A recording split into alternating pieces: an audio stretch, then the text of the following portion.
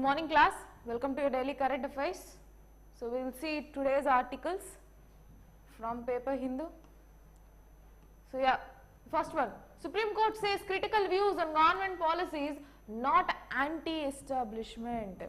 So Supreme Court has mentioned that if there is a critical angle or someone who is criticizing government, that can be someone, when it is someone, that means can be an organization, corporation or a person who are constructively criticizing a particular government based on genuine inputs. So based on the genuine concerns, if a person or an organization is questioning the existing government, then that doesn't come under anti-establishment. So it is their right to freedom of speech and expression, and if it is related to journalism, then definitely it is right to freedom of press. That is what they have mentioned in this article. Let's go with the highlights. So court lifts telecast ban on Malayalam channel Media One, says unguided and ad hoc use of sealed covers infringes natural justice and open justice. So two things, they have banned this Malayalam channel initially, who government have banned, Kerala government have banned this particular Malayalam channel, which is the Media One, stating that it is anti-establishment, on the grounds of anti-establishment, as it is criticizing the existing government. However, they have also told, so what Supreme Court has told, it has removed the ban, number one, and number two, what it has mentioned is, don't get habituated with your sealed cover. So whenever an issue is being asked, is being questioned by the Supreme Court, all the time the government nowadays, recently, they are giving in sealed covers, meaning they will be giving whatever the information or whatever the petition or the reasons behind a particular issue are being presented in a sealed cover, which means that cannot be openly discussed in a court of law. So it is hindering one's natural justice and open justice. That is what our CJI D.Y. Chandrachud has mentioned. He has mentioned that you should not be infringing these justices, which is natural justice and open justice. No sealed covers will be encouraged more often, right? So if at all really it is affecting, then we can take. Even for small issues like Adani issue, they have presented a sealed cover, and such particular issue of freedom of press, again they are coming up with sealed cover, almost all the state governments and central government, which Supreme Court is opposing. Okay, so lifting the telecast ban on Malayalam channel Media One, Supreme Court has wrapped the government, that means it has clearly questioned or clearly spoke against the government for silencing voices in the media who speak truth to power by branding them anti-establishment. That means if they are questioning the government, they are giving a statement that it is a part of anti-establishment and banning that particular media. So that can be social media or can be channel, which Supreme Court has clearly mentioned that you cannot do that. So if it is really under the genuine grounds, so if it is under, just a moment, let me zoom it up. Yes.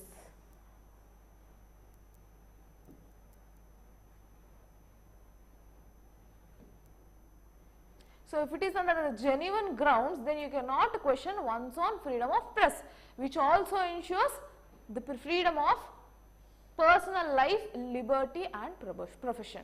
Okay, so in that regard, Supreme Court has mentioned that independent press is vital for the robust functioning of democratic republic. Press has the duty to speak truth to power. That means as long as it is genuine, definitely the press have the right to constructively criticize the existing government, and it does not come under the ambient of anti-establishment. So a homogenized view on issues that range from socio-economic polity to political ideologies will present grave dangers to democracy. Once if the freedom of press is being curtailed, then definitely it will not be offering or it will not account for proper functioning of democracy. When you don't have a proper opposition or a people who are questioning you for your actions, then definitely that particular person or that particular government will turn out discretionary. So it will turn out to be monarchy. So it doesn't ensure your democratic form of government. That is what Supreme Court has mentioned. Next, Indian agency gets gear from Pegasus rival. So currently it's not really clear about this article. As of now, there is one allegation that an Indian defense agency, one of the companies which is working for defense purposes, it has been purchasing equipment from Israel spyware firm that is being built as a potential Pegasus alternative. So Pegasus is again one particular this kind of this any cyber attack instrument. So it is a kind of software. So this particular malware, so it is a malware. In the same way, one of the Indian defense agency had an allegation that it is trying to purchase this equipment from a rival company of Pegasus. Similar software India is trying to purchase, and that company is called Cognite Software Limited. That is the company which has faced these allegations. Once the allegations has become true, then we will know more about this. Till then it is still allegations, so no need to worry about it. Next. So Cognite, basically this is about the backdrop of Cognite, which is not required. As long as the guilt is being proven, then we will be discussing. Till it is not being proven, no need to discuss about it more. Okay. Next.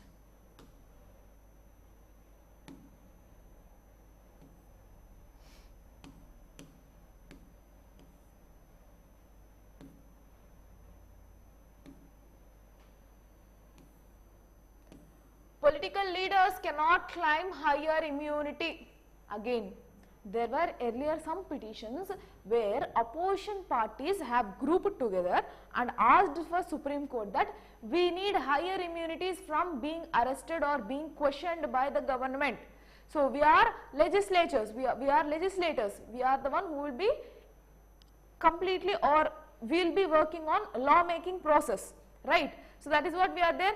For that we need higher immunity from the government, from government, which should be ensured by judiciary, so that it will be giving a scope for proper functioning of democracy and parliament. Because as you can see, we were discussing about the defection case of Rahul Gandhi, and now in the same lines, if you can see, BRS member Kavita is also facing same allegations. Like she is in a different way, they are using, there is a huge allegation or criticism on existing government that they are using government bodies like CBI or ED to question the opposition parties, to make them under the ambient of law. Like whenever there is a growing opposition, they are trying to question them and they are trying to put them behind the bars. That is what the greatest allegation on current government is. But the government has responded that no, as long as a person is like if that particular person is definitely crossing the law or definitely bypassing the law, then that particular person will not be spared. That is what government has told. We are not using that instruments against any opposition parties or the opposition parties.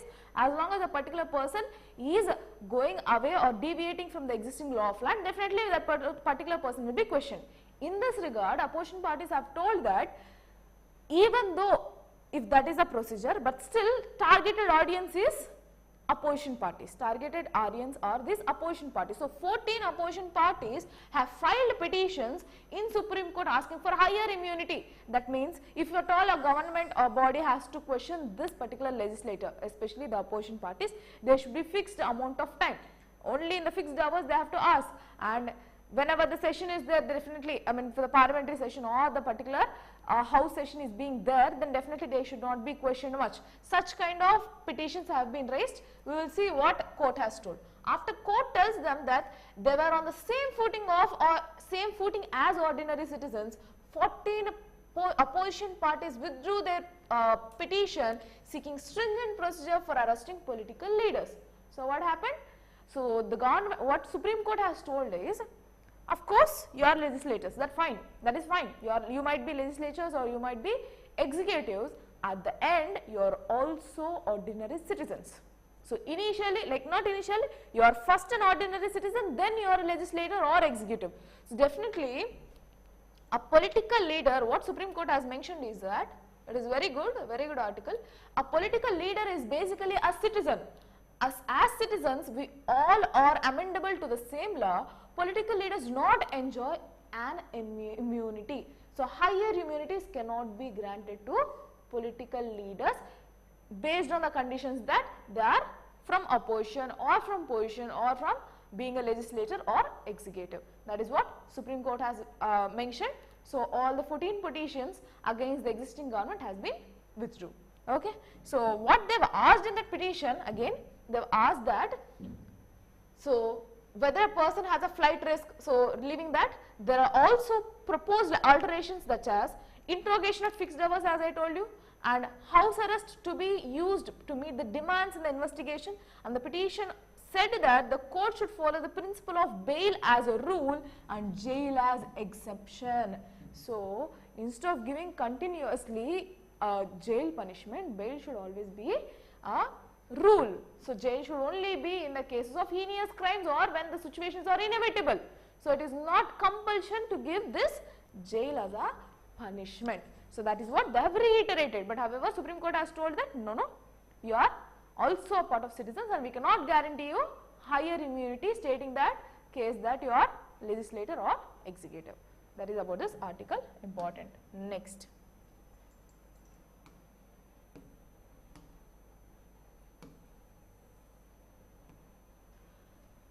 Right. Russian envoy praises India's deeper understanding of the Ukraine crisis at trade meet. So as you can know, definitely we are having a lot of international relations going on. So our foreign policy has triggered up, spiked up this particular year. So you will be having a lot of questions being asked, lot of scope for your international affairs, out of which there is one scope. So we will see what is this article. India has a deeper understanding of the Ukraine-Russia crisis, Russian ambassador on India's Denis Alipov said on Wednesday. So he was mentioning that India is actually aware of what is actually going on in Russia and Ukraine crisis. So basically we are maintaining a kind of balanced relation, diplomatic kind of response is there from our country, right? Because of our previous, or we have greater bonds with Russia since independence. So that is why we are still maintaining this diplomatic relations, and that too a balanced neutral motto towards this Russian crisis, and we are supporting both Russia as well as Ukraine. For humanitarian support, we are going for Russia. At the same time, for humanitarian support, we are going to Ukraine. At the same time, we are also abstaining to vote against Russia in UNSC summit. That is how we are maintaining our balanced relations. So Russian envoy has mentioned that India is definitely aware of what is the situation, and he has mentioned that in Russia Business Forum B2B meeting, and what are the outcomes again, why they have met and what they wanted actually from this particular meeting. That is important. So what Russia is doing is that, just a moment, yeah. So the meeting was actually organized by Federation of Indian Chambers of Commerce and Industry, FICCI. So this particular body has been met with particular Russian envoy, and the things that they have discussed is, the business mission is aimed at intensifying India's links with small and medium scale enterprises in Russia. So what is our focus currently? Business with Russia, definitely, trade with Russia, but who is our focus? MSMEs in Russia, which is your small and medium scale enterprises in Russia, and mutual development in case of trade with Russia, especially targeting this MSMEs. Regarding that, they have spoken, right? So the visiting delegation said that India has partnered with major Russian entities like Gazprom, but smaller Russian companies often require support to enter into Indian markets. Obviously, the same case with MSMEs, right? So if MSMEs of India have to enter into some US markets, definitely they need support. That is why we introduced different schemes like Stand Up India or Udayam portal. Different portals are there for giving incentives and support to MSMEs. At the same time, Russia has come up with this particular B2B meeting to ensure that their medium and small scale industries are being developed, because huge sanctions have been issued on Russia. So they need to revive their economy. For that sake, they are maintaining this kind of agreements with different countries which are actually supporting it directly or indirectly, right? Yes, so that is about this article. Next. Government introduces Aquaculture Bill in Lok Sabha. So once the bill has been passed as Act, we will further discuss about that, what is Aquaculture Bill. But as of now, we will see what is the outcome. So members of the opposition disrupted in Lok Sabha because they were asking about this Adani issue, why the government has been not responding well to the particular issue. So, oppositions have been disrupting this introduction. However, in Lok Sabha they have introduced this particular aquaculture bill, and the bill was an amendment to the existing act of 2005. Okay. So, the bill was introduced by Fisheries, Animal Husbandry and Dairy Ministry by Purushottam Rupala, seeks for the decriminalizing of certain offences listed in the earlier 2005 Act for promoting EODB, which is your ease of doing business. So, what is this update or amendment about? Currently what they are trying to do in some section, where is this?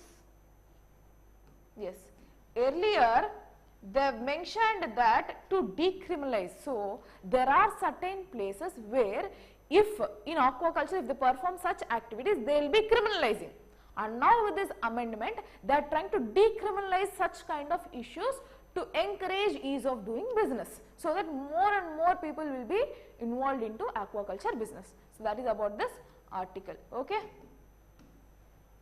So, this is for promoting again newer forms, eco-friendly and coastal aquaculture, all these to tap the coastal aquaculture potential. So, that is backdrop aim of this particular aquaculture amendment bill of 2023, right.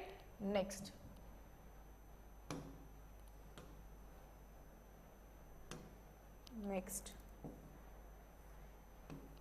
No firm investment in Ladakh in past 3 years. So, Ministry of Home Affairs in Rajya Sabha have been questioned. So, there is one written question. So, he has given a written reply.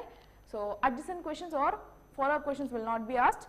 In this question, he was asked that there are around 185 persons from outside the Union Territory of Jammu and Kashmir. So, in Ladakh, not Jammu and Kashmir, in Ladakh, where there are people from outside who have acquired the land in Ladakh. That is what the allegation have been mentioned. For that, in written response, the Ministry of Home Affairs has mentioned that for the past 3 years, no person have been invested in Ladakh. So, where their land has been acquired. So, he has mentioned that investments have happened to certain extent, but acquiring the land by people of non-territory, that means people from outside the territory, acquiring of land hasn't happened for the last 3 years. That is what they have given it as a, he has given it as a written reply. Okay. Next, small article, not much important, but yeah, about Ladakh, right? Ladakh Northeast, you have to just focus. Next, lumpy skin disease led to stagnation in milk production, says center. So, lumpy skin disease will be occurring for this cow.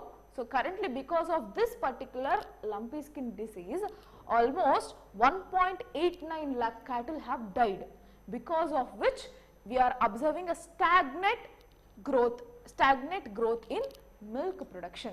So, what does this article say? The center is foreseeing a stagnation in milk production and a possible scarcity of ghee and butter as an impact of lumpy skin disease that took lives of 1.89 lakh of cattle recently. So, it affects the cattle, and currently because of this cattle deaths, because of 1.89 cattle deaths, there has been stagnation in production of milk. So, he has also mentioned that on an average the milk production is growing annually at the rate of 6%, but now it has stagnated towards 1% or 2%, because of which inflation in milk production is hiking up. Obviously, fine. So, that is about this article. See, currently the demand has been increased from 8% to 10% because of this stagnation in growth. Okay. Next.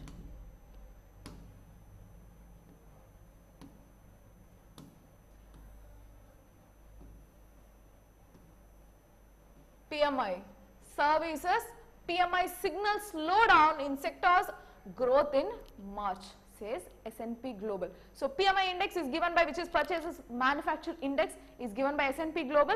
So, it will be giving you a monthly report, quarterly report, will be given based on the economy and economy driven factors. So, that can be economy driving factors, which can be agriculture or services or manufacturing industry. Based on all these three, it will be giving you indices, and currently S&P Global has mentioned through PMI that services is seeing slowdown because of the global slowdown.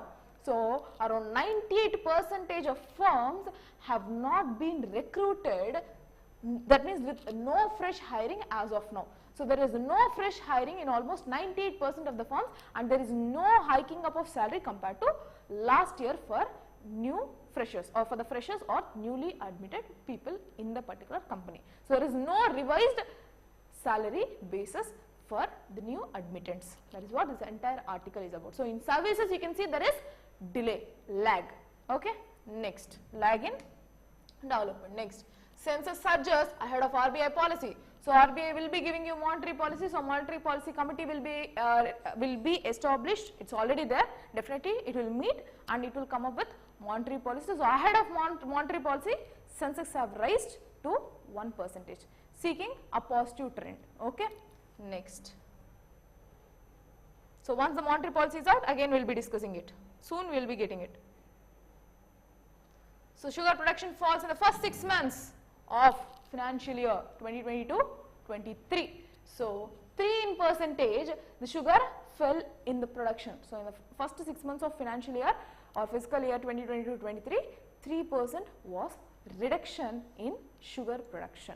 Next, so amount sanctioned under the stand-up scheme, 40,000 crore is the amount sanctioned for the past from 2016, not from 2016, yes.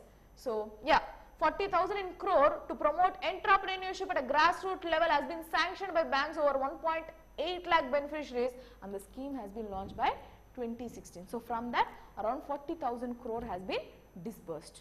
Okay. Next, NPCIs. So I have already discussed about this. I have given you clear explanation in one of the classes about what is the actual issue. So NPCI is your National Payment Corporation of India. So currently, just a moment.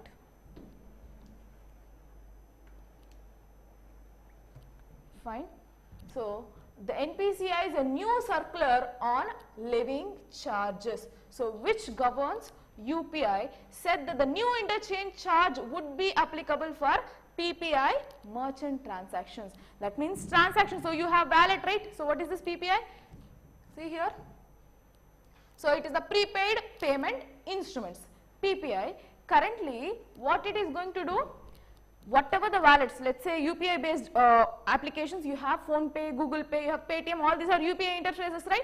So once you are using their wallet and you are transacting something through merchant enterprises, that means there is some transaction to some merchandise. So in terms of, like, if you are purchasing something related to education or health, something related to business, if you are doing such business transactions through these PPIs, prepaid payment instruments, definitely there will be a charge levied. For example, so this is in lines in what way it is being levied, I will tell you. Now, if I go to any shopping, let's say, so I am using my credit card or debit card to pay it. I am not going to UPI, I am using debit card or credit card to pay. When I am using this debit card or credit card, extra surcharge will be deducted because of usage of this card, right? So from my bank account to that particular bank account, I will be levied extra charges because of transaction.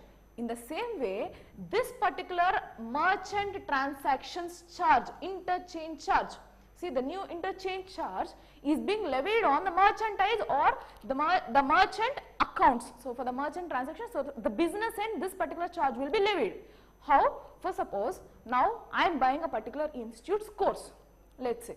So I am paying through this wallet. So that can be my smart card or that can be secure tokens or vouchers.